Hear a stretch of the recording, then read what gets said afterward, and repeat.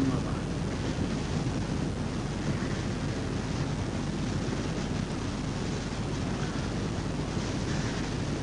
मुअज़्ज़ज़ उलमाए किराम,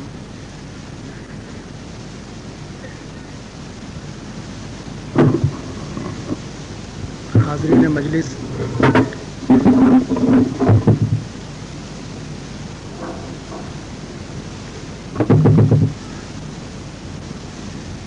एक अरसे के बाद ये सआदत मुझे मिली कि फिर आपके दरमियान हाजिर हुआ।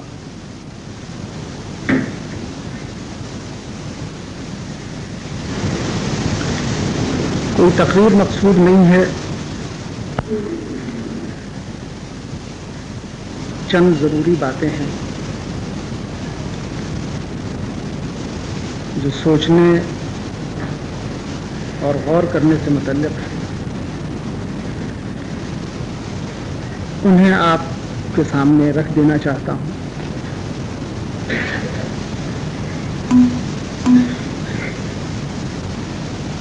उम्मीद यही है और अल्लाह ताला से दुआ है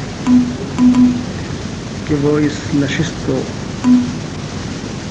हमारी दुनिया के लिए और आखिरत के लिए मुफीद बनाए और उसकी रज़ा हासिल हो।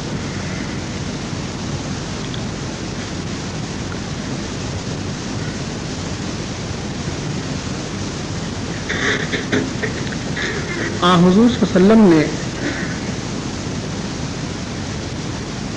फरमाया,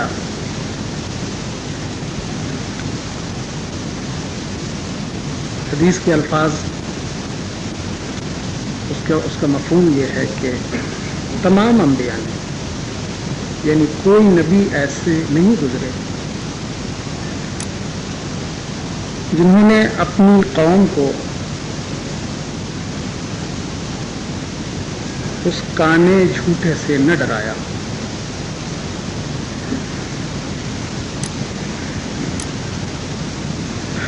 वो शख्स जो काना है और झूठा है, और वो फितना जो वो लेकर आ रहा है, वो आखिर है क्या? वो क्या है? वो फितना क्या है? वो घड़ी कौन सी है? उसमें क्या होगा?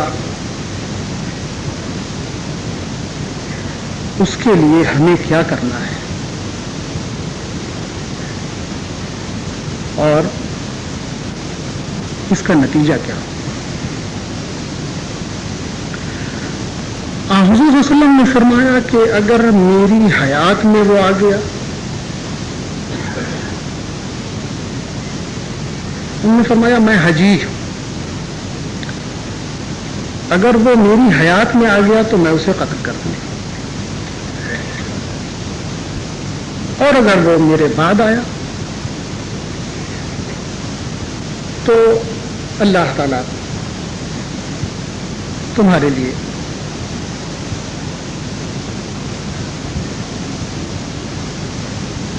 तुम्हारा खलीफा होगा।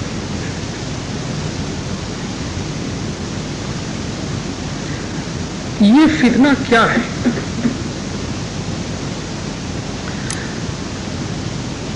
ये बात मैं इसलिए कह रहा हूं कि इससे पहले जब मुझे हाजिर होने का मौका मिला था, उस वक्त बात इसी पर हुई थी कि सहाबा हर वक्त, हर गुजरते हुए लम्हे की हकीकत जानते थे।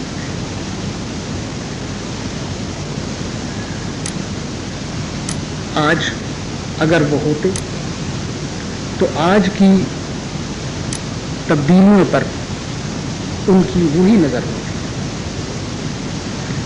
आज हम हैं, यकीनन हम किसी शुमार व क़तार में नहीं हैं, لیکن ذمہ داریاں تو ہیں. ہم اس عہد کو کیسے پہچانیں اور اس عہد کے سوالات، اس عہد میں جو تبدیلیاں ہو رہی ہیں، ہم انہیں کس تناظر میں لیں؟ کیا ایسا ہے؟ مختلف طرح کے خیالات ہیں. کیا ایسا ہے کہ نعوذ باللہ اللہ تعالیٰ نہیں ہے اور دنیا میں ہر شخص آزاد ہے، جو چاہے کرے، اور جو کچھ ہو رہا ہے وہ از خود ہو رہا ہے؟ کیا ایسا ہے کہ اللہ تعالیٰ ہے لیکن وہ معطل ہے اور لوگ جو چاہیں تبدیلیاں لا رہے ہیں اور زمین پر اور دنیا میں تبدیلیاں ہو رہی ہیں؟ کیا ایسا ہے کہ جو کچھ ہو رہا ہے آزادانہ طور پر ہر کوئی کچھ کر رہا ہے اور اللہ تعالیٰ اپنی پسندیدگی یا ناپسندیدگی کے باوجود اسے روکنے پر قادر نہیں ہے؟ یا جو کچھ ہو رہا ہے اس کے پیچھے اللہ تعالیٰ کی کوئی منصوبہ بندی ہے؟ حوادث رونما ہو رہے ہیں لیکن ان حوادث کے پیچھے اللہ تعالیٰ کی پوری گرفت ہے اور اس کی منصوبہ بندی کے عین مطابق حادثات رونما ہو رہے ہیں. ظاہر سی بات ہے اس معاشرے میں بہت طرح کے لوگ ہیں، ان کے طرح طرح کے خیالات ہیں، ان کے عقائد طرح طرح کے ہیں، اور ہر شخص اپنی جگہ جس طرح وہ اس دنیا کا تصور رکھتا ہے اس کے مطابق وہ حالات کو سمجھنا چاہتا ہے، سمجھتا ہے، اور اس کا رد عمل بھی اس کی سمجھ کے مطابق ہوتا ہے. ہم جو الحمدللہ مومن اور مسلم ہیں، ہمارا بھی ایک طریقہ کار ہونا چاہیے. ہم اس لیے مومن اور مسلم ہیں کہ ہم اللہ تعالیٰ کو کائنات کا رب، مالک اور مدبر سمجھتے ہیں. وہی تدبیر عالم فرما رہا ہے اور اس نے الٹک اس کائنات کو نہیں بنایا اور کائنات اس کی گرفت سے باہر بھی نہیں. تو جو کچھ ہو رہا ہے وہ کیا ہو رہا ہے؟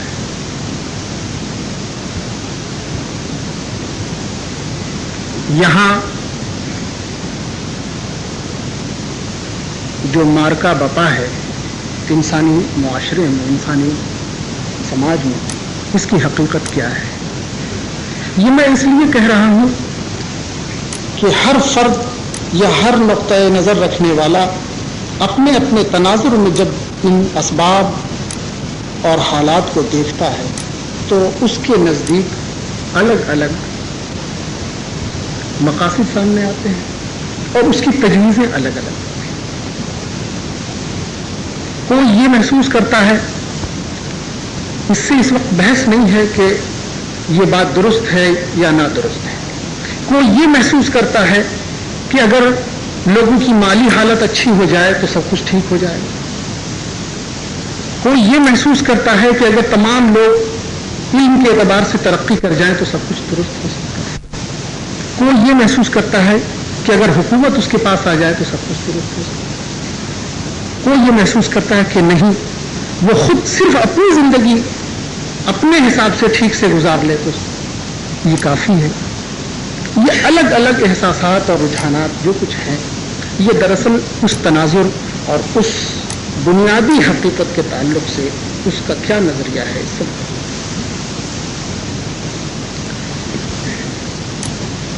اللہ تعالیٰ نے کائنات کو ایک منصوبے کے ساتھ بنایا ہے. یہ کائنات اللہ تعالیٰ کی شان ربوبیت کا ظہور ہے. قرآن میں اللہ تعالیٰ کی جو صفت اور جو نام سب سے زیادہ استعمال ہوا ہے وہ رب ہے. کائنات کی تخلیق اس کی شان ربوبیت کا ظہور ہے. وہ اللہ تعالیٰ چاہتا کیا ہے؟ کوئی منصوبہ اس کے پاس ہوگا، اور وہ چونکہ کائنات کا رب ہے اس لیے وہ منصوبہ جاری ہوگا، پورا ہو کر رہے گا. اس منصوبے کے تعلق سے ہم جو اس کے بندے ہیں، ہمارا کیا کردار اور کیا رول ہونا چاہیے.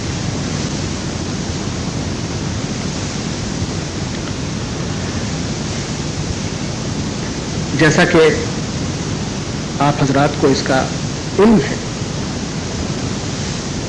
میں بہت سارے گوشوں کو 2-4 جملوں میں ادا کر کے آگے اس لیے جا رہا ہوں کہ زیادہ تفصیل دے کچھ اور باتیں عرض کریں.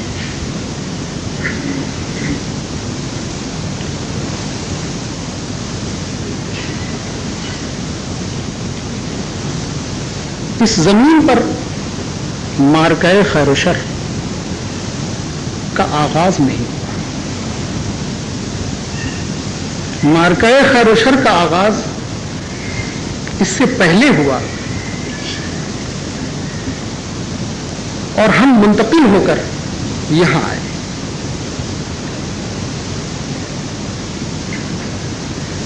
یہ معرکہ اللہ کے اس فیصلے کے نتیجے میں برپا ہوا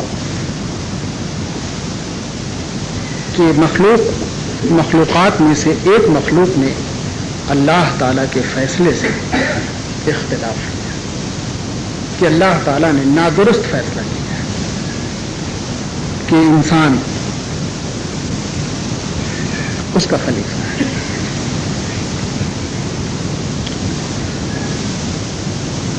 وہ اپنے کو اہم تر سمجھتا تھا.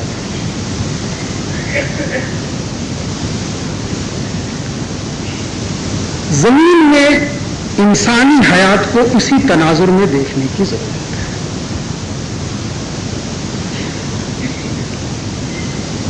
اس معرکے کے دوسرے مرحلے میں ہم زمین پر بھیجے گئے، اور اللہ تعالیٰ نے فرمایا فَإِمَّا يَأْتِيَنَّكُم مِّنِّي هُدًى فَمَن تَبِعَ هُدَايَ فَلَا خَوْفٌ عَلَيْهِمْ وَلَا هُمْ يَحْزَنُونَ. وہاں جاؤ، وہاں جانے کے بعد میری طرف سے ہدایات آئیں گی. تم میں سے جو لوگ اس پر عمل پیرا ہوں گے انہیں نہ تو خوف ہوگا اور نہ ملال. اور یہی رسالت کا آغاز ہے.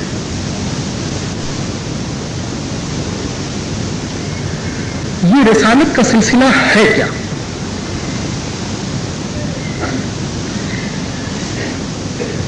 اور زمین پر معرکہ خیر و شر کے تناظر میں رسالت کی کیا ہے؟ کیا ایسا ہے کہ الگ الگ لوگ آتے رہے اور الگ الگ باتیں؟ آج جو تاریخ ہمارے سامنے ہے عجیب و غریب قسم کا نقشہ سامنے مثلاً بہت زیادہ ہوتے ہیں تو جو عالمگیر مسئلہ ہوتا ہے اور جو رسول مسئلہ ہوتا ہے کہ یہ انبیاء الگ الگ قوموں میں الگ الگ حالات میں آئے. جو مواد سامنے ہے اس سے یہ نقشہ سامنے آتا ہے کہ گویا رسول اللہ صلی اللہ علیہ وسلم تشریف لائے اور وہاں سے بعض لوگ یہاں تک کہتے ہیں کہ وہاں سے اسلام کا آغاز ہو، اور جو لوگ ایسا نہیں بھی کہتے ہیں وہ یہ محسوس کرتے ہیں کہ یہیں سے اسلام کا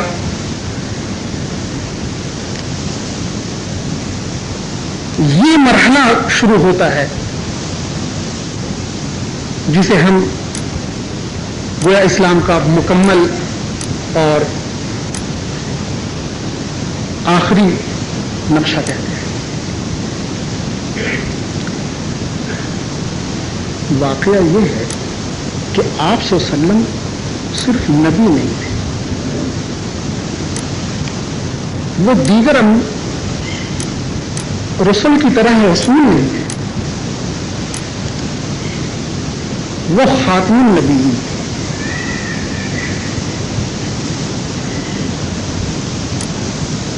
یعنی میں سوال پیدا کر رہا ہوں،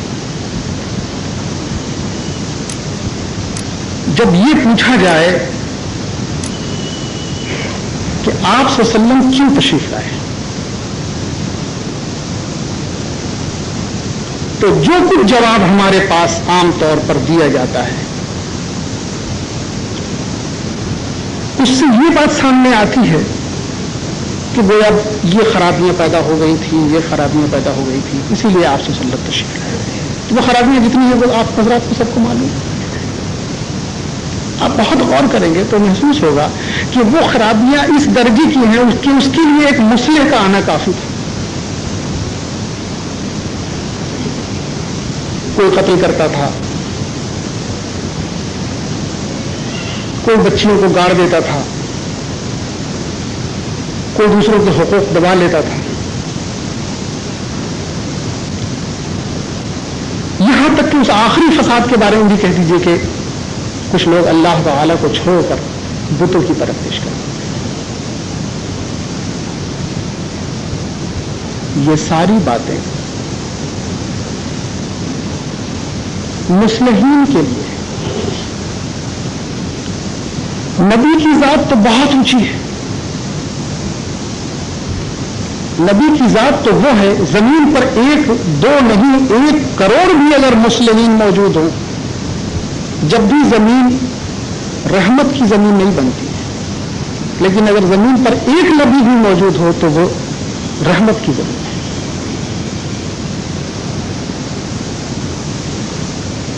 زمین پر کسی نبی کی موجودگی زمین کے پورے نظام میں ایک انقلابی تبدیلی پیدا کر دیتی ہے۔ یہ موقع یقیناً اس کے لیے نہیں ہے کہ وہ تبدیلیاں جو یا زمین کے انتظام میں، اس کی تکوین میں، اس کی تدبیر میں،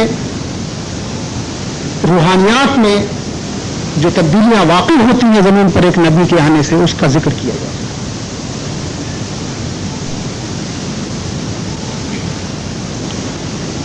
میں نے یہ بات اس لیے کہی کہ اگر ہم سے یہ پوچھا جائے کہ وہ بات کیا تھی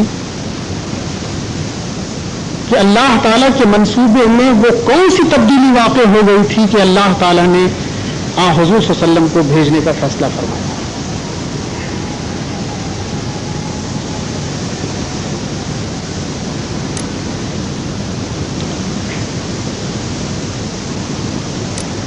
انبیاء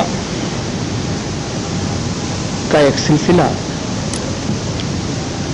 اللہ تعالیٰ کے منصوبے کے عین مطابق زمین پر چلتا رہا، اور ظاہر سی بات ہے کہ اس کے مقابل ابلیس اور اس کی فوج تھی۔ انبیاء حزب اللہ کی نمائندگی کر رہے ہیں، اور ابلیس اور اس کے ضروریات یہ اس کے خلاف سفارت ہے۔ جو بات غور طلب ہے وہ یہ کہ معرکہ خیر و شر کس مقام پر پہنچ گیا کہ زمین پر رسالت کا سلسلہ ختم کرنے کی گھڑی آ گئی، اور زمین پر نبوت کے خاتمے اور زمین کی آخری برگزیدہ اور آخری ہستی حضور صلی اللہ علیہ وسلم کی بعثت کا وقت آ گیا۔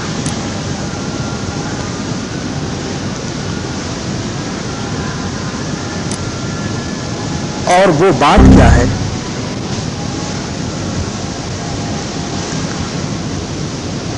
وہ بات ہوئی کیا تھی حقیقتاً کہ آپ صلی اللہ علیہ وسلم تشریف لائے اور آپ نے 23 سالہ جدوجہد کے بعد جب زمین پر وہ کام پورا کر دیا تو اللہ تعالیٰ نے یہ گواہی دی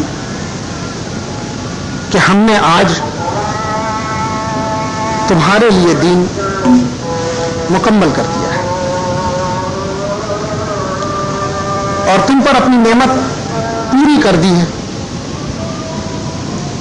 اور اسلام بحیثیت دین تمہارے لیے ہم اس سے راضی ہو گئے۔ میں جانتا ہوں ہر مسلمان قرآن سے، رسول اللہ صلی اللہ علیہ وسلم کی ذات سے جیسی عقیدت رکھتا ہے، جو ایمان ہے اسے وہ یہی مانے گا، اسے یہی ماننا چاہیے، لیکن یہ غور کرنے کی چیز ہے کہ وہ بات ہوئی کیا تھی۔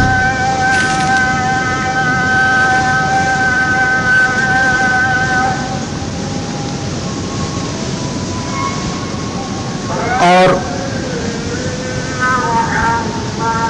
اس سوال کو اگر اس طرح میں آپ کے سامنے پیش کروں کہ وہ زمین کے بننے اور زمین پر انسانوں کے آنے کے بعد مارکہ خیر و شر کی وہ کون سی گھڑی اور وہ کون سا مرحلہ آیا جب اللہ تعالیٰ کے منصوبے کے مطابق نبی آخر الزماں کو آ جانا چاہیے۔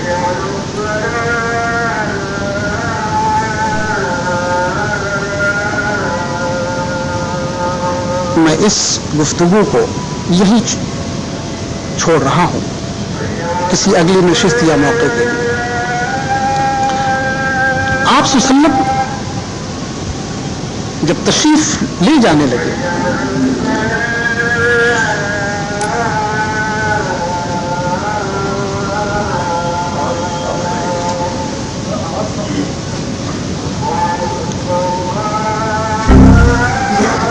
تو آپ نے اپنے بعد کے حالات پر رہنمائی فراہم کی۔ وہ حدیث آپ حضرات کے علم میں ہے، اس سے پہلے بھی اس پر گفتگو ہوئی کہ ایک دن صبح سے لے کر مغرب کی نماز تک آپ صلی اللہ علیہ وسلم نے تفصیل سے بتایا کہ میرے بعد کیا کچھ ہوگا، اور یہ بات بھی آئی تھی کہ آپ نے متعین طور پر بتایا کہ یہ تمام باتیں قیامت تک کے لیے۔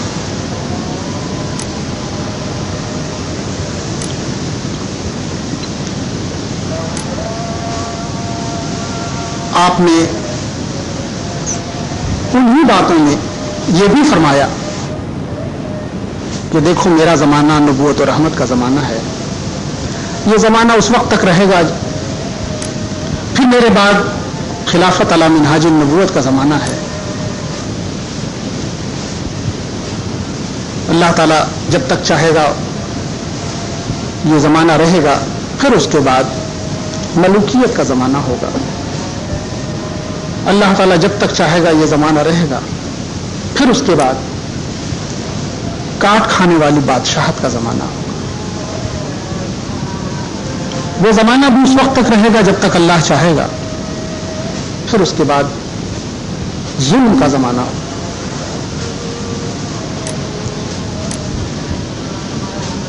وہ زمانہ بھی اس وقت تک رہے گا جب تک اللہ چاہے گا، پھر اس کے بعد فساد فی الارض کا زمانہ آئے گا، اور اس کے بعد پھر نبوت و رحمت کا زمانہ ہوگا۔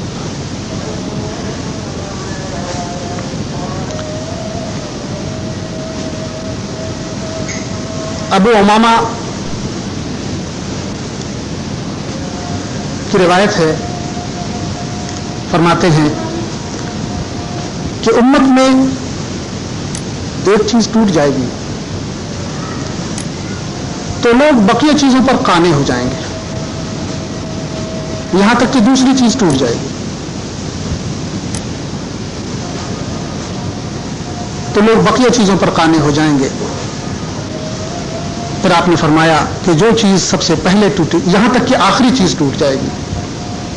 پھر فرمایا کہ جو چیز سب سے پہلے ٹوٹے گی وہ الحکم، سب سے آخر میں ٹوٹنے والی چیز الصلاۃ۔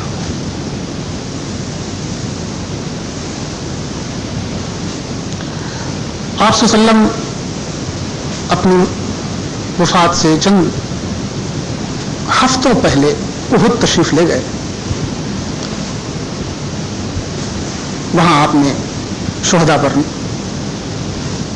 نماز پڑھی پھر آپ منبر پر تشریف لے گئے اور آپ نے فرمایا کہ میں اب جانے والا ہوں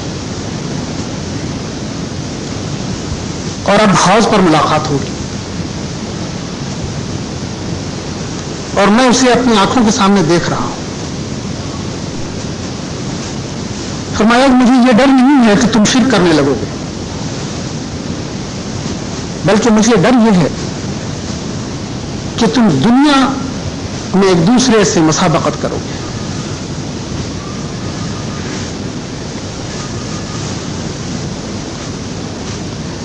آپ صلی اللہ علیہ وسلم نے فرمایا لکل امت فتنہ، ہر امت کے لیے بہت ساری آزمائشوں کی چیزیں ہیں، لیکن ہر امت کے لیے ایک خصوصی آزمائش ہوتی ہے۔ اس امت کے لیے جو آزمائش ہے وہ المال ہے۔ فتنۃ امتی المال، اس امت کے لیے جو فتنہ ہے وہ مال ہے۔ آپ صلی اللہ علیہ وسلم نے فرمایا کہ دیکھو اسلام کی چکی چل رہی ہے، عنقریب کتاب اور سلطان الگ الگ ہو جائیں گے۔ پھر آپ نے فرمایا دیکھو تم اسی طرف مڑنا جدھر کتاب مڑتی ہے۔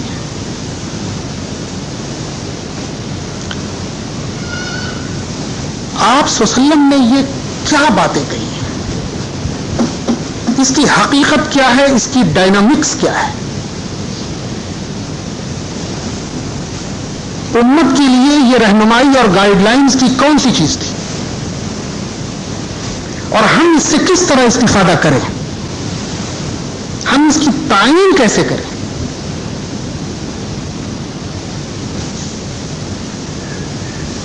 آپ صلی اللہ علیہ وسلم نے تمام چیزیں کھول کر بتائی۔ میں سب سے پہلے ابو امامہ کی حدیث پر صرف چند الفاظ گوش گزار کروں، پھر آگے کی گفتگو۔ آپ صلی اللہ علیہ وسلم نے فرمایا کہ میرے جانے کے بعد میں نے جو یہ تعمیر کی ہے یہ ٹوٹنا شروع ہوگی۔ تو سب سے پہلے جو چیز ٹوٹے گی وہ حکم ہوگی، سب سے آخر میں ٹوٹنے والی چیز الصلاۃ ہوگی۔ اس سے دو بات معلوم ہے کہ آپ صلی اللہ علیہ وسلم نے جو تعمیر کی ہے اس کا سب ایک سرا حکم ہے اور اس کا دوسرا سرا الصلاۃ ہے۔ آپ صلی اللہ علیہ وسلم نے کیا تعمیر فرمایا اور وہ اس تعمیر کے مراحل کیا تھے؟ اگر میں اسے قانونی الفاظ میں بیان کروں تو وہ یہ ہے کہ آپ صلی اللہ علیہ وسلم نے جو اقامت فرمائی، ان اقیم الدین، وہ جو اقامت فرمائی تو اس کی پہلی اینٹ کیا تھی اور اس کی آخری اینٹ کیا تھی؟ اس لیے کہ جب ہم یہ متعین کریں گے تو انہدام کے مرحلے کو بھی ہم متعین کر لیں انشاءاللہ۔ تو اسلامی نظام اور دین اللہ جس کو قائم کرنے کے لیے آپ صلی اللہ علیہ وسلم تشریف لائے، اس کی پہلی اقامت تھی قم۔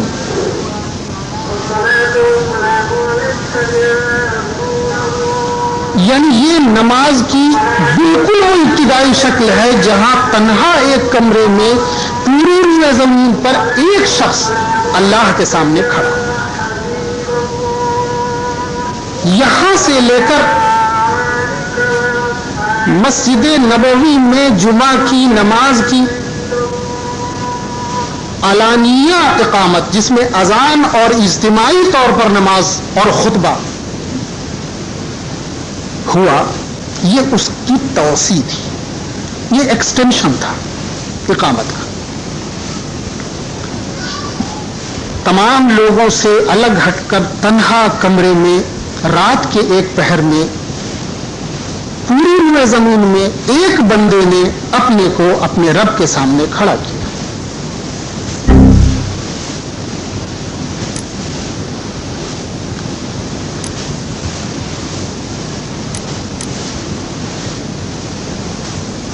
تو معلوم یہ ہوا کہ یہ جو انہدام کی ترتیب آپ صلی اللہ علیہ وسلم نے بیان فرمائی ہے یہ الٹی ہے. الٹی سی مراد یہ کہ ظاہر سی بات ہے جب عمارت بنائی جائے گی تو سب سے پہلے اس کی بنیاد بنائی جائے گی. تھوڑی دیر کے لیے مان لیجیے 10 منزلہ ایک عمارت ہے تو سب سے پہلے اس کی پہلی یہ جو بنیاد ہے وہ بنائی جائے گی, پھر اس کے اوپر پہلے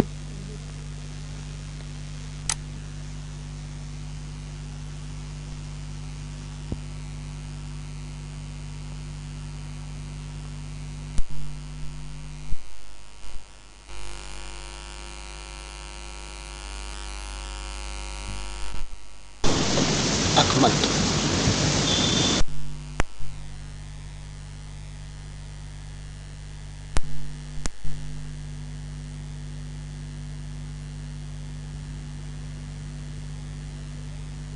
مان لیجیے 10 منزلہ ایک عمارت ہے تو سب سے پہلے اس کی پہلی یہ جو بنیاد ہے وہ بنائی جائے گی, پھر اس کے اوپر پہلی منزل, دوسری منزل, تیسری منزل, یہاں تک کہ آخری 10ویں منزل بنائی جائے گی. اور اب اگر اس عمارت کو منہدم کیا جائے تو سب سے پہلے اس کی 10ویں منزل ٹوٹے گی, پھر 9ویں منزل ٹوٹے گی, پھر 8ویں الی حسب قیاس, یہاں تک کہ سب سے آخری منزل ٹوٹے گی. آپ صلی اللہ علیہ وسلم نے سب سے پہلے نماز کی اقامت فرمائی, انفرادی حیثیت سے اور پھر اجتماعی حیثیت سے, پھر پہلے خفیہ حیثیت سے, پھر علانیہ. تو معلوم یہ ہوا کہ دین کی اقامت میں سب سے پہلی چیز نماز. اب سوال ہے کہ سب سے آخری اقامت کیا تھی؟ آپ صلی اللہ علیہ وسلم نے وہ سب سے آخری حکم کیا نافذ فرمایا؟ اس میں ایک اور بات بھی ہے, وہ آخری بات کیا ہے جس کی نفاذ کے بعد اللہ تعالیٰ نے کہا الیوم اکملت. یعنی اس کے ہونے, اس کے بغیر یہ بات اللہ تعالیٰ نے اس سے پہلے نہیں فرمائی. جب وہ بات ہو گئی, جب آپ صلی اللہ علیہ وسلم نے وہ اقامت فرما دی تو کہا گیا الیوم. الیوم سے آپ محسوس کریں ایک تعین ہے. آدمی کسی کا کہا آج تم نے یہ کام کر دیا یا آج میں نے یہ کر دیا. تو الیوم اللہ تعالیٰ نے جو فرمایا تو وہ آخری بات کیا تھی؟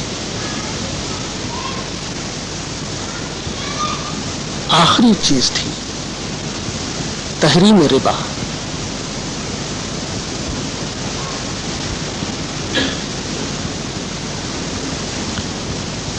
سب سے آخری حکم جو نافذ فرمایا گیا وہ ربا کی تحریم, سود کی حرمت تھی.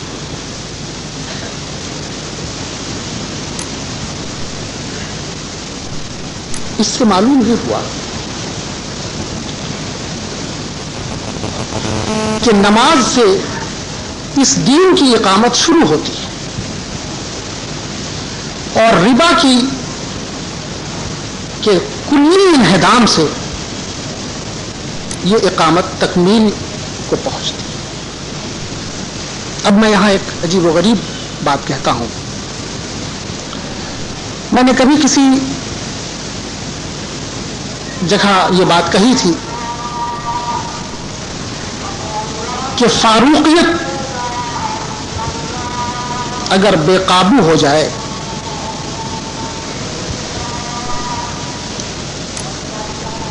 تو کوئی اسے سنبھال نہیں سکتا, صدیقیت سنبھال لیتی.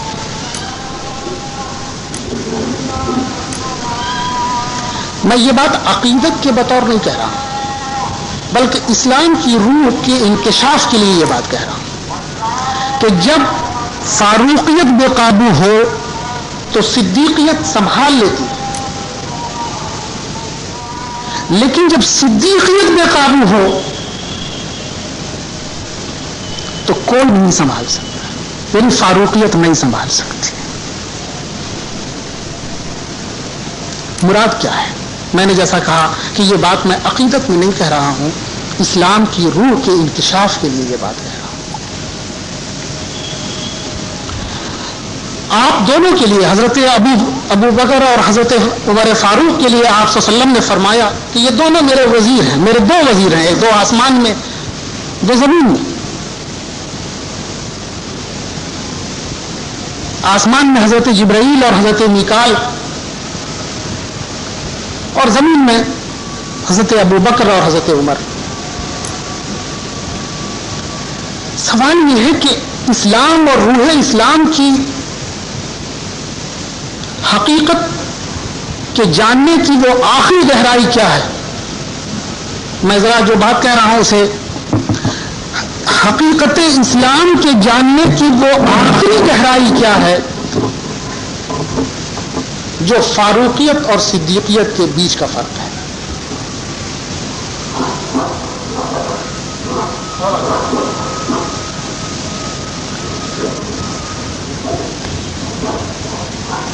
جو حضرت فاروق بھی نہیں سمجھ پائے پہلے مرحلے میں،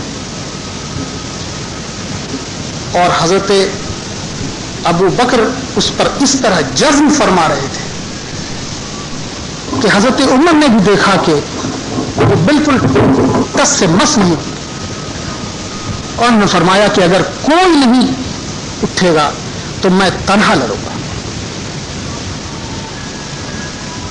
میں تنہا جہاد کروں گا۔ میں یہ بات اس لیے کہہ رہا ہوں کہ تاریخ کے صفحات کو اور تاریخ کی اس تفصیل کو از سر نو دیکھنے کی ضرورت ہے۔ یہ بات تھی کیا؟ مانعین زکوٰۃ، زکوٰۃ کی ادائیگی کا انکار کیا اتنا بڑا معاملہ تھا کہ حضرت ابو بکر نے کسی بھی سمجھوتا کرنے سے انکار کر دیا؟ میں یہ بات، کیا زکوٰۃ کی ادائیگی سے انکار کرنے کا جرم اتنا بڑا تھا کہ حضرت ابو بکر جیسے بردبار شخص نے بھی ایک سمجھوتا کرنے سے چھوٹا سمجھوتا کرنے سے بھی انکار کر دیا؟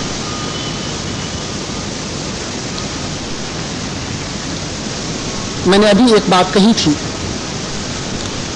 کہ دیکھیے رسول اللہ صلی اللہ علیہ وسلم کی حیات طیبہ کو جب ہم قرآن میں دیکھتے ہیں تو کچھ اور نظر آتا ہے، احادیث میں جب دیکھتے ہیں تو کچھ اور نظر آتا ہے، اور تاریخ کی کتابوں میں دیکھتے ہیں تو کچھ اور نظر آتا ہے۔ یقیناً حضور صلی اللہ علیہ وسلم کی حیات طیبہ وہی معتبر ہے جو قرآن اور احادیث میں ہے۔ وہ نقشہ جو تاریخ کی کتابوں میں سامنے آتا ہے وہ اسی وقت معتبر ہوگا جب اس کی تصدیق قرآن اور احادیث سے ہو۔ جیسا کہ میں نے کہا کہ آپ پوری تاریخ کے پورے ذخیرے کو کھنگال ڈالیں اور میرے اس سوال کا جواب دے دیں کہ وہ وجہ کیا تھی کہ آپ صلی اللہ علیہ وسلم کی بعثت ہوئی خاتم النبیین کے حصے سے؟ وہ کیا اسباب ہوئے تھے؟ زمین پر وہ کیا ہو گیا تھا؟ زمین پر وہ کون سی بات ہو گئی تھی جس کے بعد اللہ تعالیٰ کے منصوبے کے مطابق نبی آخر الزماں کو تشریف لانا؟ جیسا کہ میں نے کہا جو باتیں سامنے آتی ہیں، یہ قتل، یہ غارت گری، یہ فساد، کہ ایک طرف 14 لوگوں کی شہادت ہوئی اور دوسری طرف 70 لوگ مارے گئے، یعنی یہ تعداد اور یہ کیجویلٹی، یہ تاریخ بتاتی ہے۔ اگر تاریخ کی بات آپ مانیں گے تو ایسا لگے گا جیسے یہ جنگ نہیں، ایک گڑھی اور دو زمینداروں کے بیچ کی لڑائی تھی۔ اتنے لوگ تو دو زمینداروں کی لڑائی میں ہوتے ہیں۔ اور جب قرآن اور احادیث کو دیکھا جاتا ہے تو محسوس ہوتا ہے کہ روئے زمین پر بدر سے بڑی لڑائی ہوئی ہی نہیں۔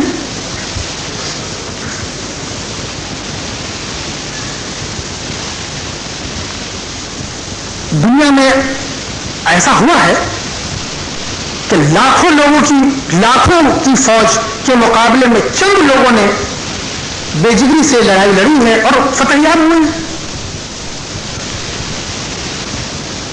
فرسٹ ورلڈ وار میں، سیکنڈ ورلڈ وار میں آسویچ کی جو لڑائی ہوئی وہ صرف 200 میٹر کی لڑائی تھی. 200 میٹر کی زمین حاصل کرنے کی لڑائی ہوئی اور 4 دنوں تک وہ لڑائی ہوئی اور اس پہ 4 لاکھ لوگ مارے گئے. وہ وادی پوری کی پوری بھر گئی تھی خون سے آسویچ کی لڑائی، اس لیے کہ ادھر 9 لاکھ فوج تھی، ادھر 13 لاکھ فوج تھی اور دونوں نے لڑائی لڑی 200 میٹر کی زمین کے لیے.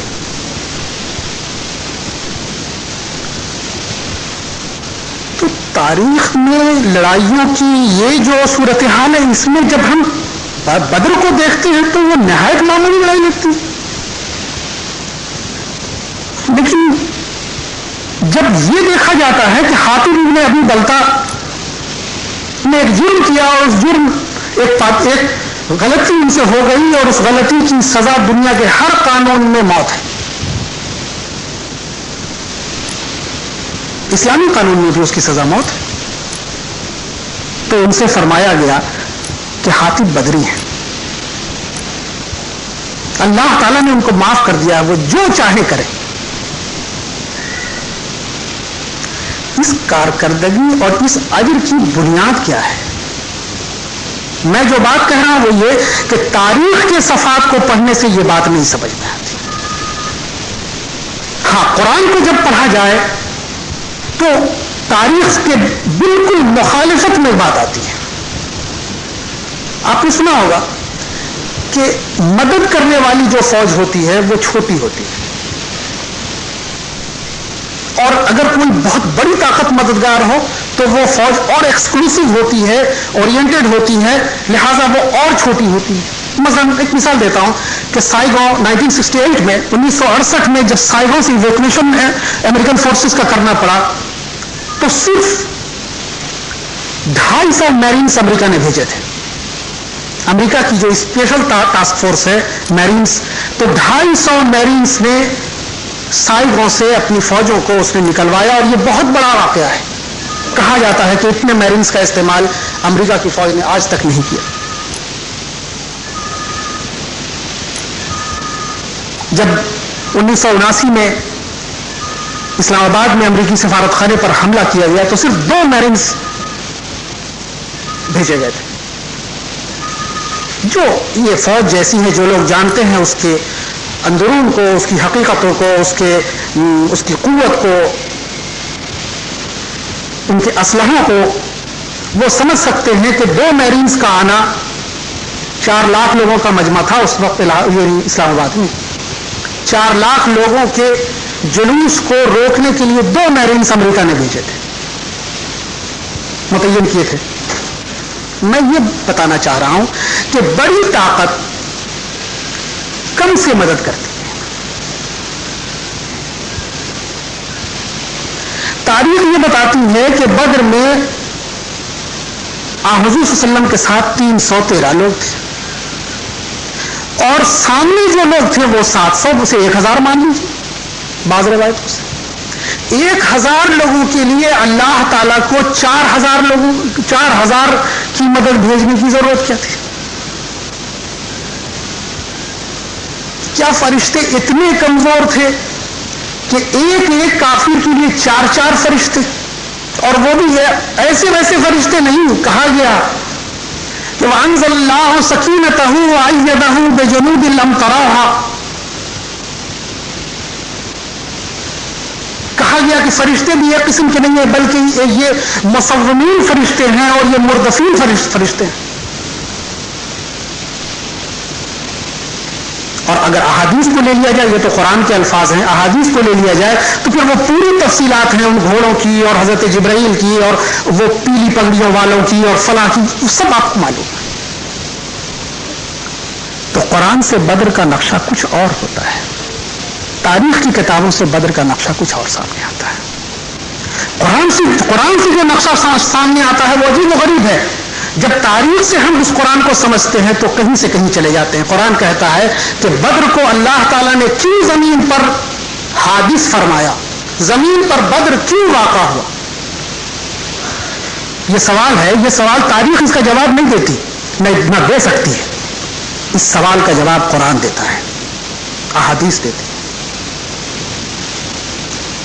میں یہ بات اس تناظر میں بتا رہا ہوں کہ کائنات کی حقیقت, زمین پر مارکے خیر و شر کی حقیقت کچھ سے کچھ ہماری آنکھوں کے سامنے ہے. قرآن کہتا ہے بدر کے لیے لیقطع طرفا من الذین کفروا. بدر کا نتیجہ کیا ہوا کہ کفر کا ایک بازو اللہ نے توڑ دیا. یہاں دو سوالات ہیں, کفر کا دوسرا بازو کون سا ہے جو بچا ہوا ہے, اور کفر کا وہ بازو جو ٹوٹا وہ کون سا تھا. یہ کہنا کافی نہیں ہوگا کہ 70 لوگوں کے مارے جانے سے کفر کا بازو ٹوٹ گیا.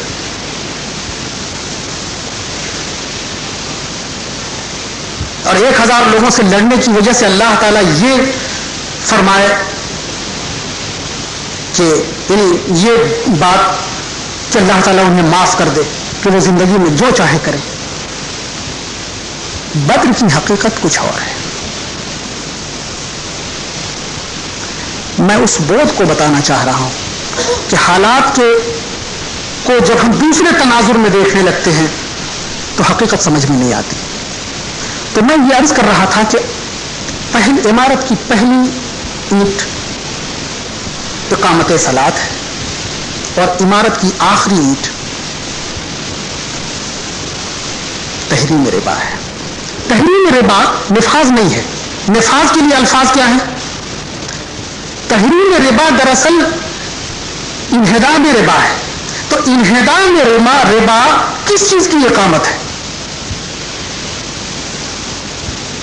عجیب و غریب بات میں پھر یہاں عرض کروں گا کہ جب قرآن کو بھی فقہ کی زبان سے پڑھا جاتا ہے تو وہی دشواری سامنے آتی ہے جو تاریخ کے تناظر میں قرآن پڑھنے سے سامنے آتی ہے. قرآن نے ربا کو صدقات کے بالمقابل استعمال کیا.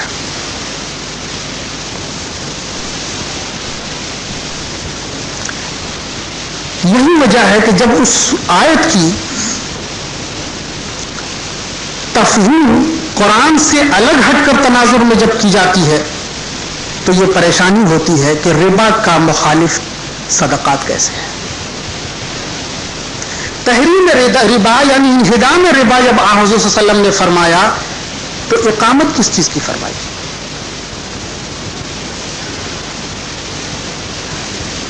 شرک کا انہدام اگر آپ نے فرمایا تو آپ کہیں گے کہ توحید کی اقامت فرمائی. تو ربا کی تحریم اگر حضور صلی اللہ علیہ وسلم نے فرمائی تو کس چیز کی اقامت فرمائی؟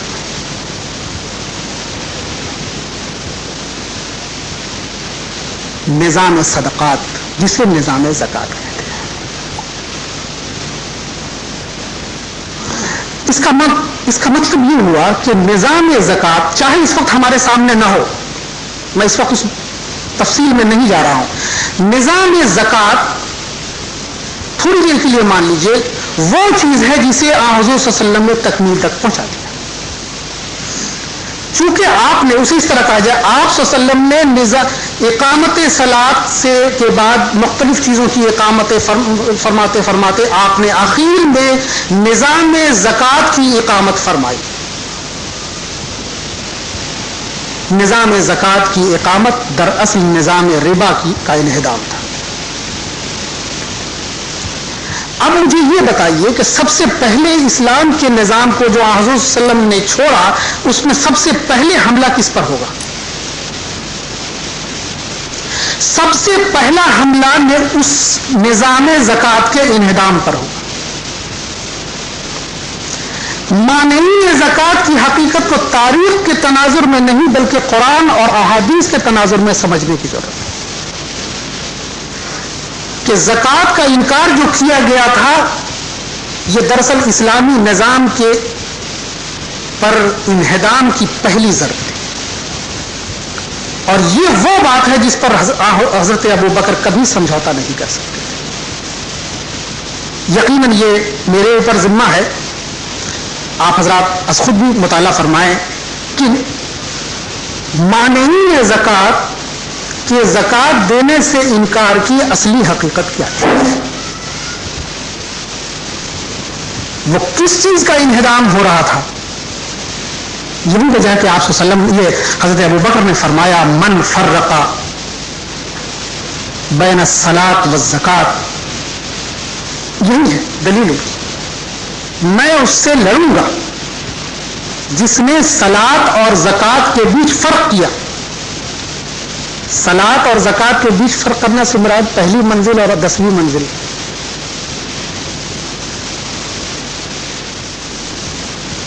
جس نے اس اقامت کے انہدام کی کوشش کی ہے، میں اس سے سمجھوتا نہیں کر سکتا.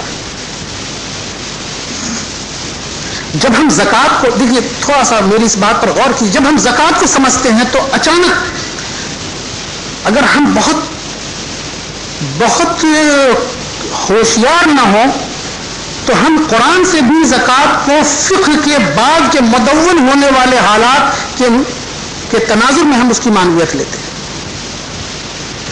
جب زکوٰۃ کا پورا ایک نظام ہمارے یہاں، زکوٰۃ کسے کہتے ہیں اور زکوٰۃ کیا ہے، وہ سامنے آ جاتا ہے. اور ہونا یہ چاہیے تھا کہ فقہ پر قرآن حاوی ہو، جس طرح تاریخ پر قرآن حاوی ہو، جس طرح تاریخ پر احادیث حاوی ہو، اس کی بجائے احادیث اور قرآن پر فقہ حاوی ہو. میں یہ بات غور، چونکہ اس پر کوئی تفصیل میں نہیں اس وقت گفتگو کر رہا ہوں کہ یہ معاملہ ہے کیا، میں صرف غور و فکر کی دعوت دے رہا ہوں کہ قرآن نے صدقات کو کہا ہے کہ یمحق اللہ الربا ویربی الصدقات، اللہ تعالیٰ صدقات کو بڑھاتا ہے اور ربا کو مار دیتا ہے، ختم کر دیتا ہے. تھوڑی دیر کے لیے، صرف سمجھنے کے لیے تھوڑی دیر کے لیے بھول جائیے فقہ کی تمام قدوری سے لے کے تمام کتابیں اوپر تک. حالانکہ اوپر تک نہیں، قدوری ہی اوپر ہے.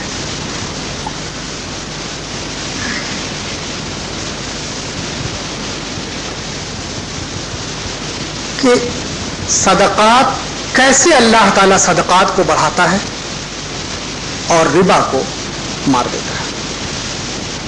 کاش مجھے اس کا موقع ملتا کہ میں متعین طور پر بتا سکتا کہ اس آیت میں ربا کا مارنا کیا ہے اور صدقات کا بڑھانا کیا ہے. یہ چونکہ خالص اکنامکس کا مسئلہ ہے، معاشیات کا مسئلہ ہے، اور اس کی ٹیکنیکلٹیز خارج ہیں.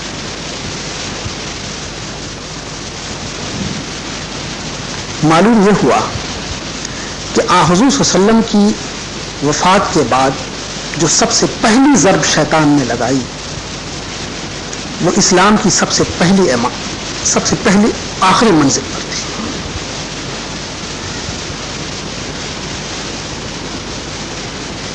ظاہر سی بات ہے کہ اس کے بعد انہدام ہوتا رہا. حضور صلی اللہ علیہ وسلم کا یہ فرمانا کہ سب سے آخری ٹوٹنے والی چیز الصلاۃ ہے، یہ کیا ہے، اس کی کیا معنویت ہے؟ کیا زمین پر ایسا ہوگا کہ نماز پڑھنے والا کوئی نہیں ہو، یہ مراد ہے؟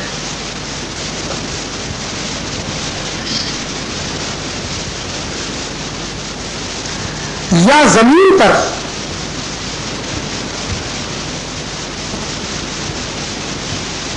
ایک اور نقطہ رہ گیا جس سے حکم اور صلاۃ کی ترتیب ملتی. جب حضور صلی اللہ علیہ وسلم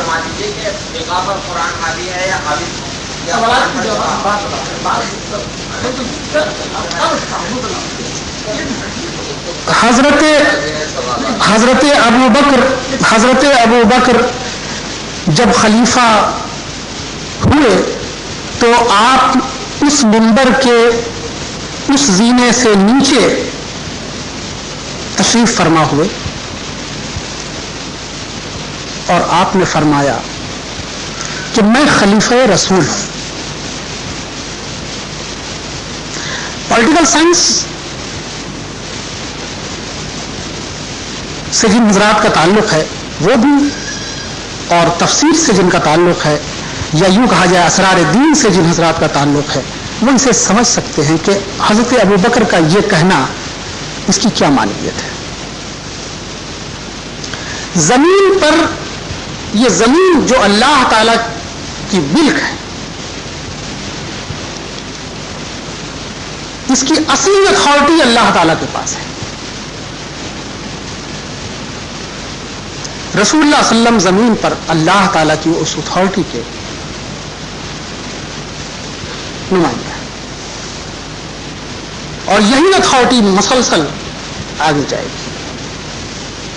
تمام زمینوں، تمام چیزوں میں یہی اتھارٹی چلی آ رہی، کوئی چیز زمین میں ایسی نہیں ہے۔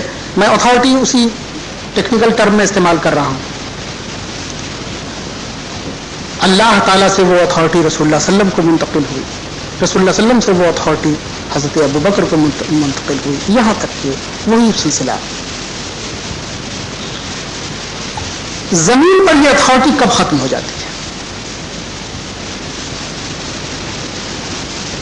شاہ صاحب اس کو دوسری طرح سے کہتے ہیں۔ شاہ صاحب کہتے ہیں کہ اسلامی نظام کے لیے ضروری ہے کہ ایک خلیفہ ہو جو مقدمات کا فیصلہ کرے، جو جمعہ اور عیدین کا انعقاد کرے۔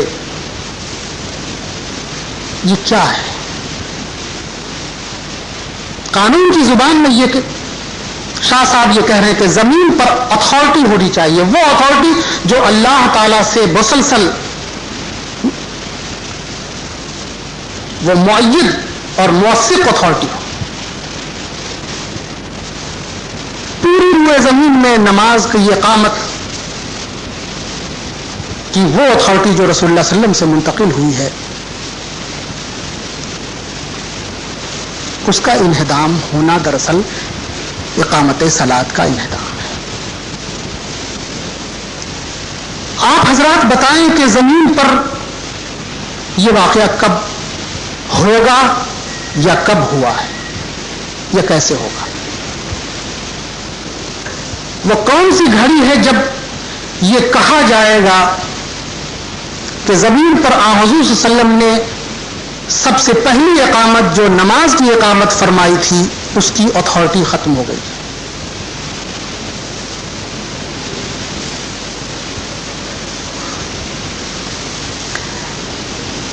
آج تو خیر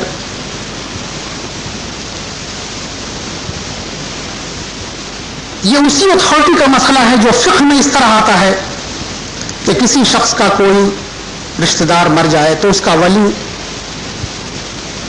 اس کی نماز پڑھائے گا، لیکن اگر ولی نے نماز پڑھا لی ہو اور خلیفہ آ جائے اور خلیفہ چاہے تو وہ نماز پڑھا سکتا ہے، ولی سے چھین کر وہ نماز ولی کو روک سکتا ہے، اس لیے کہ خلیفہ احق ہے۔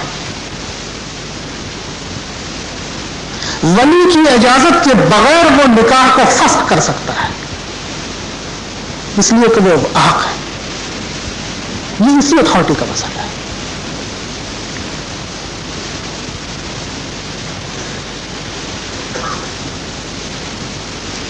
آج جو نماز پڑھی جا رہی ہے اس کی کون سی اتھارٹی ہے؟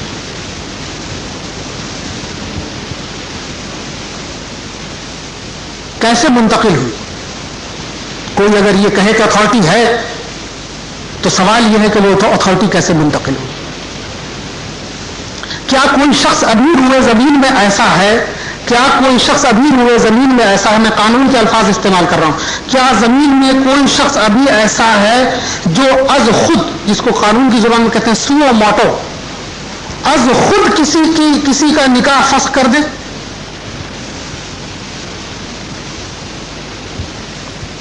آج قاضی بھی جو کرتے ہیں وہ ایک انڈرسٹوڈ ہے، مان لیا گیا ہے۔ اس سے معلوم یہ ہوا کہ خلافت نہیں ہے تو اتھارٹی نہیں ہے، خلیفہ نہیں ہے تو اتھارٹی نہیں ہے۔ خلافت کب ختم ہوئی؟ 1923 میں. رسول اللہ صلی اللہ علیہ وسلم کی وفات کے بعد خلافت علی منہاج النبوت جب ملوکیت میں بدلی تو حکم کا انہدام ہوا تھا، اور اس کی آخری چیز نماز کی اقامت کا انہدام 1923 میں ہوا، جس کے بعد کوئی خلیفہ نہیں. علامہ ابن کثیر لکھتے ہیں کہ 1 سال گزر گیا ہے. افسوس کی بات ہے، سخت افسوس کی بات ہے کہ ہمارا کوئی خلیفہ نہیں.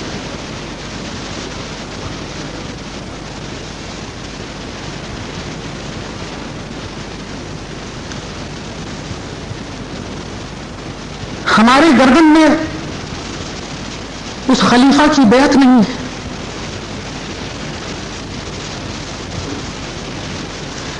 یہ تو آپ میں سے ہر شخص جانتا ہے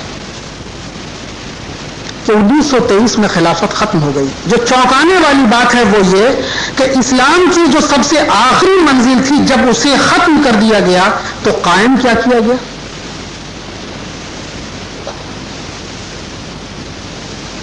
سیسا، یا آپ نے یہ ریت کی گھڑی دیکھی ہو، ریت کی گھڑی پروپورشنیٹ ہے، جتنی ریت اوپر سے نیچے آ جائے گی،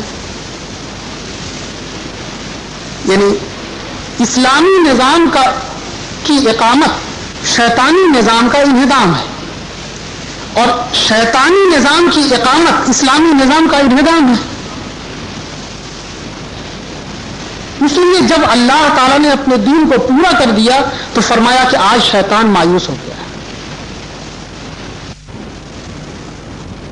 آج شیطان مایوس ہو گیا. اس کا نظام، اس نے جو زمین پر مارکہ خیر و شر جاری کر رکھا تھا، آج اللہ تعالیٰ نے اپنے آخری رسول کے ذریعہ اسے پورا کر دیا ہے. شیطان آج ہار گیا ہے.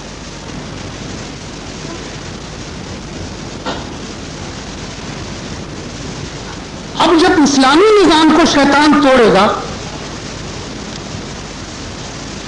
تو یہ دراصل اسلامی نظام کا توڑنا شیطانی نظام کی اقامت ہے.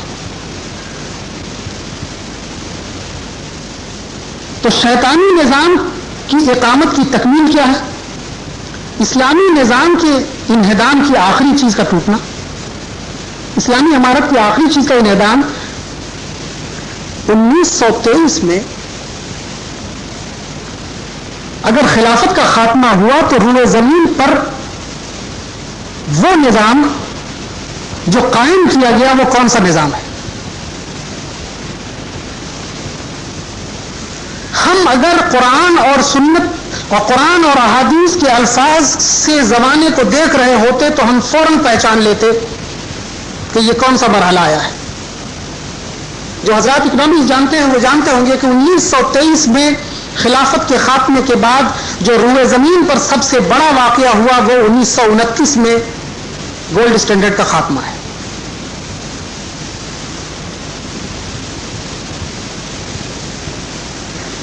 اگر میں اس کو اس طرح کہوں فقہ کے الفاظ میں کہ ثمن قیمی کا خاتمہ زمین پر کر دیا گیا،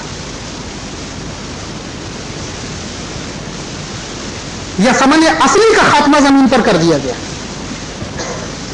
یعنی سونا اور چاندی جو پوری روئے زمین کے نظام کو ریگولیٹ کر رہے تھے، اس ریگولیشن کو ختم کر دیا گیا.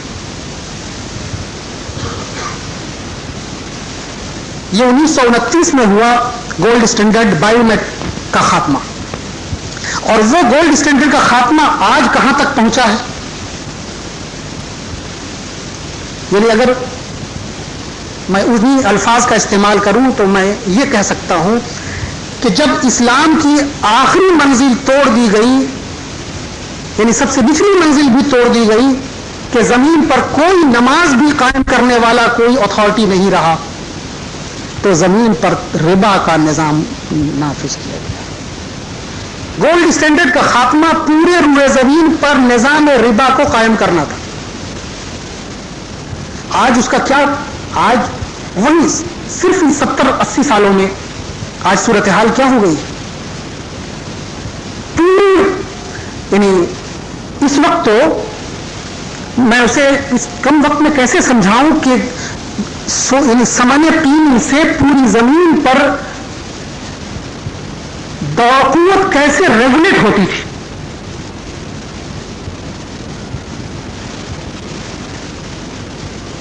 انیس سو 29 میں اس کا خاتمہ کیا گیا. 1945 میں بریٹن ووڈ معاہدے کے تحت IMF اور ورلڈ بینک کا قیام کیا گیا.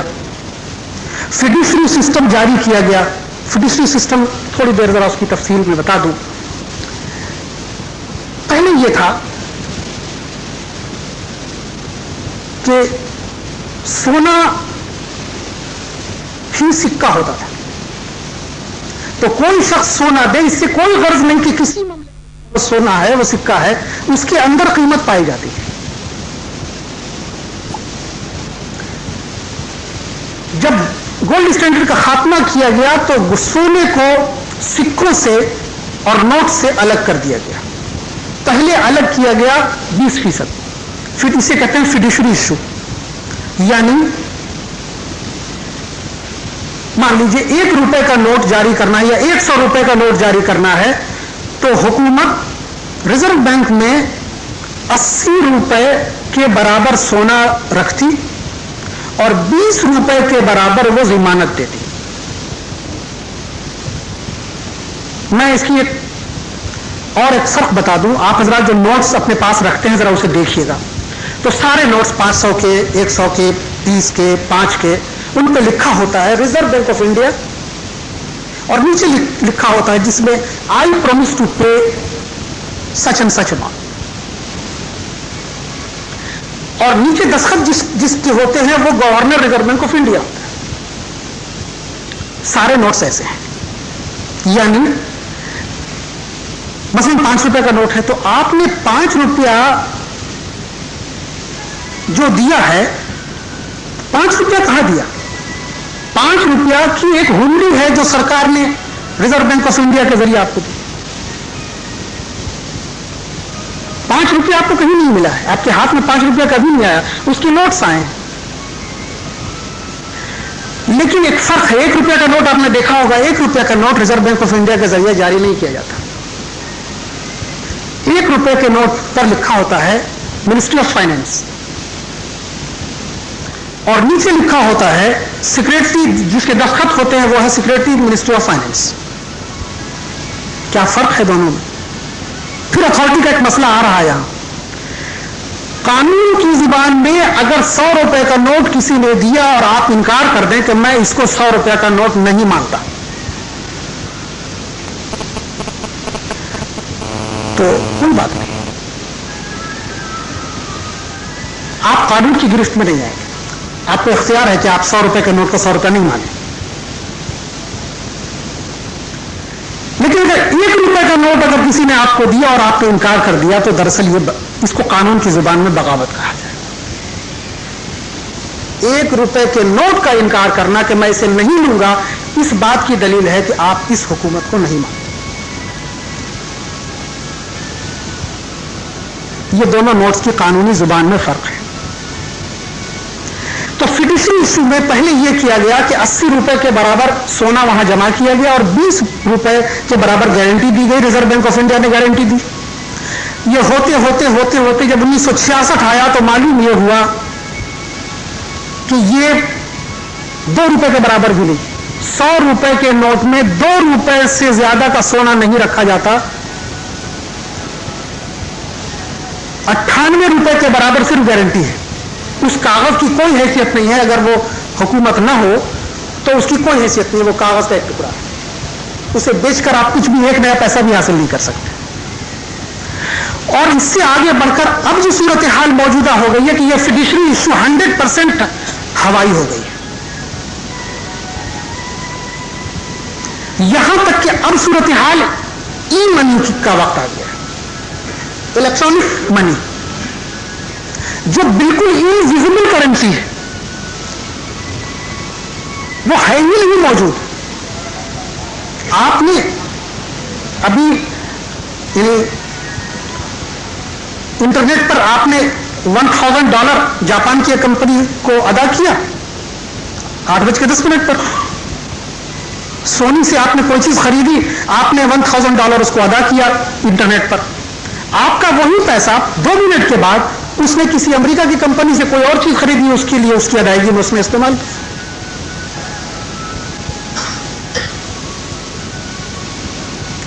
یہ نظام ربا کی توسیع ہے. اب اس حدیث کو سمجھیے, لکل امت فتنہ فتنۃ امتی المال.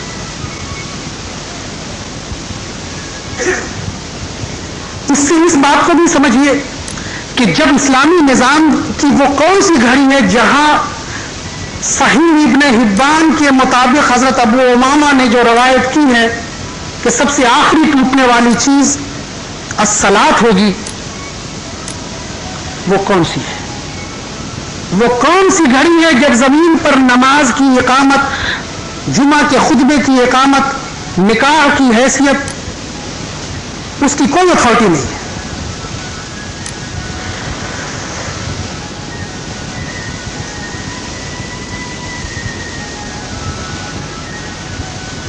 واقعہ یہ ہے کہ خلافت کا خاتمہ ہی اس حدیث کے مطابق نماز کا انہدام ہے,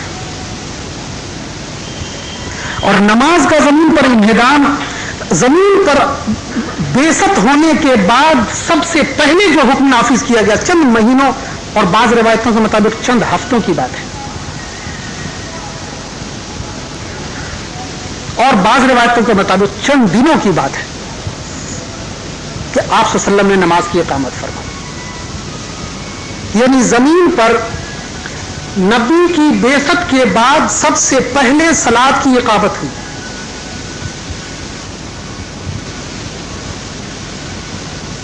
اس کو آپ الٹ کہ صلاۃ کا انہدام اگر زمین پر ہو جائے تو وہ نظام شیطانی کی اقامت ہے, اور نظام شیطانی کی اقامت کے لیے حدیث نے کیا الفاظ استعمال کیے ہیں؟ فساد فی الارض. فساد فی الارض, ایک فساد ہے مقامی جو کسی زمانے میں کہیں برپا ہو سکتا ہے, اور ایک ہے یہاں الارض سے مراد پوری روئے زمین ہے. پوری روئے زمین پر فساد کا برپا ہو جانا, پوری روئے زمین سے سب سے پہلی اقامت صلاۃ کی اقامت کا ختم ہو جانا ہے.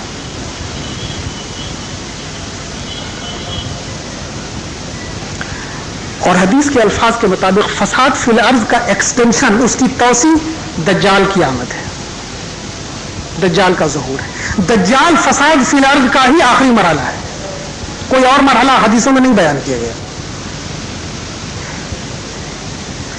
اب میں چند الفاظ کی طرف آتا ہوں. یہ میں اسے ٹریس بیک کر رہا ہوں. ابھی ہم نے ٹریس بیک کیا ہے اسلامی نظام جو حضور صلی اللہ علیہ وسلم نے قائم فرمایا تھا, زمین پر اقامت جو دین اللہ کی آپ نے فرمائی تھی, اس کے انہدام کو ہم لوگوں نے ٹریس کیا. ہم زمین پر اس انہدام کے مخالف اقامت کو ٹریس کر رہے ہیں. میں الفاظ کا استعمال اسی طرح کر رہا ہوں, انگریزی الفاظ کے بھی, تاکہ وہ بات اس کی ترسیل ہو جائے. اس وقت کس چیز کا چرچا ہے؟ گلوبلائزیشن کا. وہ حضرات جو گلوبلائزیشن کے بارے میں سوچ رہے ہیں, میں ان سے یہ درخواست کروں گا کہ قرآن اور احادیث کی روشنی میں وہ گلوبلائزیشن کو سمجھنے کی کوشش کریں, یا قرآن اور احادیث سے دریافت فرمائیں کہ یہ جو گلوبلائزیشن ہے اسے ہم کیسے سمجھیں. انشاءاللہ قرآن اور احادیث مبارکہ مومنین کو مایوس نہیں کرتے کہ یہ گلوبلائزیشن ہے کیا.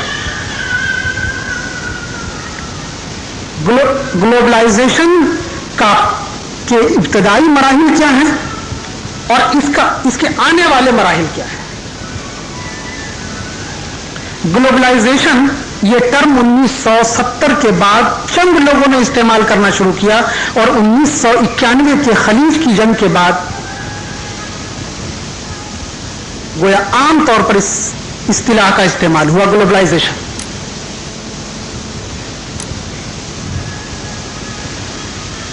گلوبلائزیشن سے مراد ہے پوری دنیا کو ایک کر دینا، لیکن کس چیز کا گلوبلائزیشن؟ گلوبلائزیشن سے پہلے جو چیز استعمال ہوئی وہ ہے انٹرنیشنلائزیشن۔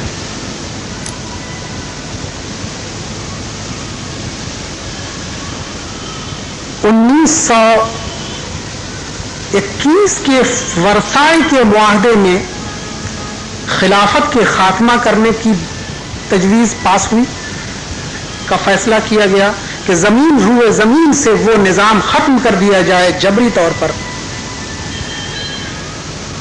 جسے حضور صلی اللہ علیہ وسلم نے قائم فرمایا ہے۔ اسی ٹیبل پر اس کا فیصلہ بھی ہوا کہ زمین پر ایک دوسرا نظام قائم کیا جائے جسے لیگ آف نیشنز کہتے ہیں۔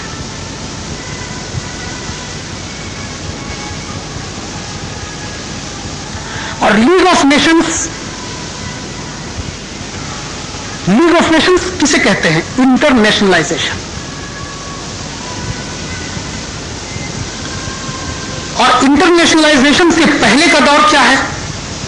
1648 میں ایک نئے دور کا آغاز ہوا، ٹریٹی آف ویسٹ فیلیا۔ یورپ میں ایک معاہدہ کیا گیا، ویسٹ فیلیا کا معاہدہ، جس سے اس روئے زمین پر نیشنلائزیشن کا آغاز ہوا، نیشن اسٹیٹس قائم کیے گئے۔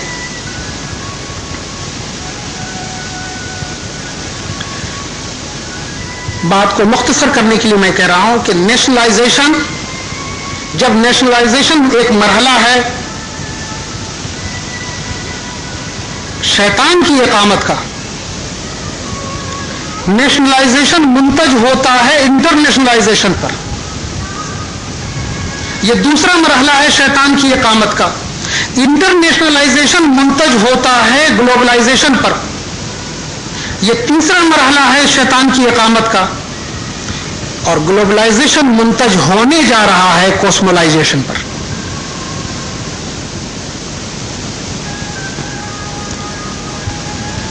کوسمولائزیشن کیا ہے؟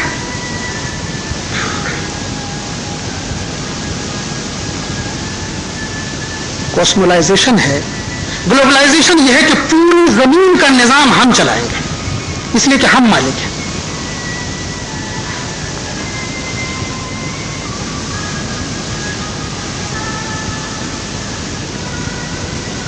اور کوسمولائزیشن